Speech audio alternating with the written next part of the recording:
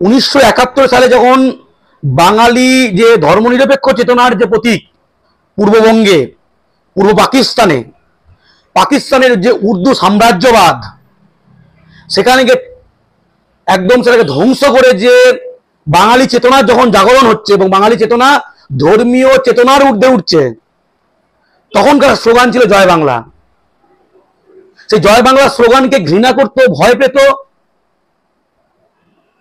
পাকিস্তান, সাম্প্রদায়িকরা, রাজাকাররা, খানসেনারা, গণহত্যাকারীরা, বাঙালি মেয়েদের রেপ যারা করত তারা। আজকেই ভারতবর্ষে বিজেপি জয় বাংলা স্লোগানের বিরোধিতা করছে।